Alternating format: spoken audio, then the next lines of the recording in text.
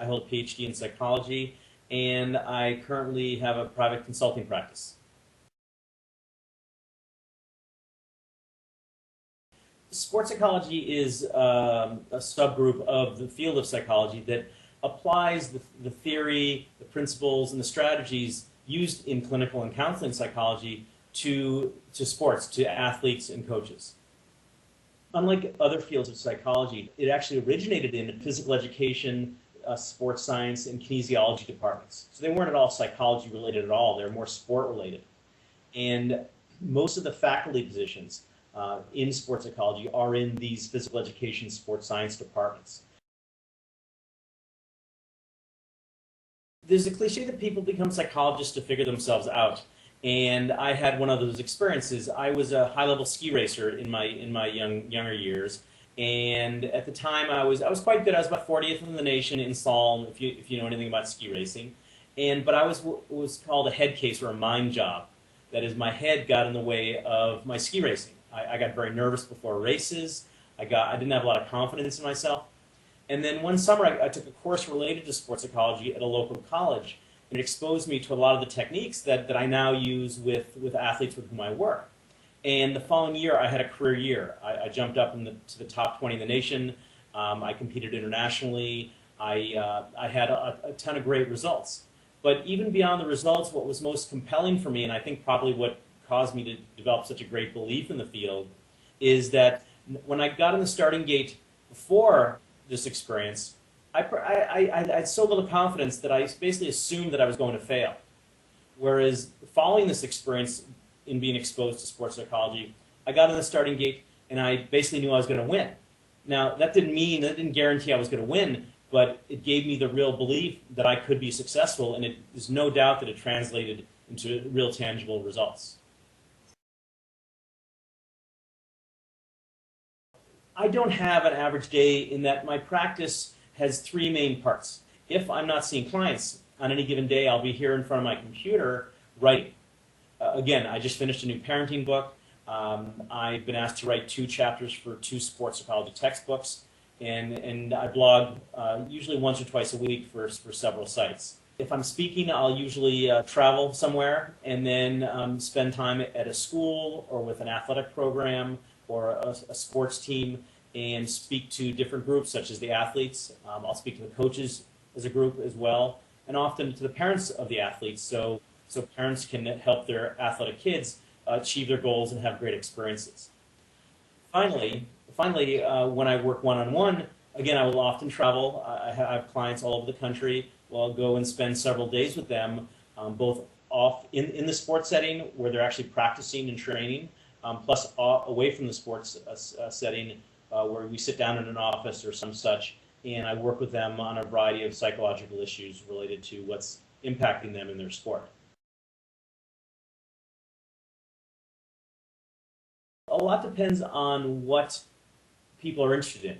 If they're interested perhaps in an academic position where they're just working with athletes in a consulting situation on mental skills, then the physical education sports science side is totally appropriate. However, if they want to maybe have more of a consulting practice with athletes, then a clinical or counseling degree is more useful and more practical. First of all, it definitely helps to have some kind of high-level athletic experience. A big thing in sports psychology is that the athletes are pretty skeptical about the mental side of sport because it's not something they can touch or measure. And so having credibility with competitive athletic or coaching experience is valuable. Other qualities is you have to be very patient. This is a tough field to work in. There aren't people knocking at your door constantly asking to work with sports psychologists. Another thing is you have to have a lot of different skill sets and the ability to broaden your field of interest. As an example, though sports psychology is still quite a large part of my practice, for those who visit my website, they will see that I also do a considerable amount of work in the corporate world, taking the ideas that I've learned about performance, individual and team performance, and applied it to the business world. I also do a lot of parenting work. So really the way I'm able to make I think what for me is a very comfortable living and to be by my own definition of success is by being able to tap my skill sets and apply them to a lot of different areas. Well, I suppose it's what I tell so many people who contact me, and I get emails from young people, students, and young professionals, several every week, who want to know how to do what I do. And I guess it's just a real dose of reality, which I guess can be a good thing and a bad thing. I suppose maybe if I'd known how difficult it was going to be to make a living in this field, I might not have chosen the field. At the same time, one of the things that I've really been fortunate about is I have a tremendous passion for what I do. I think a little bit of a warning of the challenges ahead. And back then, there weren't many people I could email or contact. They didn't have email back then, I should say, or call to ask, what's the field like? What do I need to do exactly in terms of my education and training? So I suppose the biggest piece of advice is do your homework. Really learn about the field. Make sure you have a realistic idea about what it takes to be successful. Make sure that the training you receive, the education and training you receive, is going to give you the skill sets you need. And in fact, one other side note that is as apropos here is recognizing that having a consulting practice is a small business, and to take some business courses. I've been fortunate during the course of my career to have people from the business world who mentored me, to help me think about what I needed to do to sell myself. Well, oddly enough, there hasn't been a ton of change. The reality is the field of psychology doesn't change that much. There aren't major advances in therapeutic techniques like there are in medicine and other fields. What ultimately causes development in a field or in an individual professional is simply experience. I remember getting out of graduate school with my PhD and thinking, I'm a doctor now, I know everything. And then I remember it was about 7 years later that I realized that just after 7 years in practice, I finally was getting pretty good at what I did. And it takes time to develop that skill set.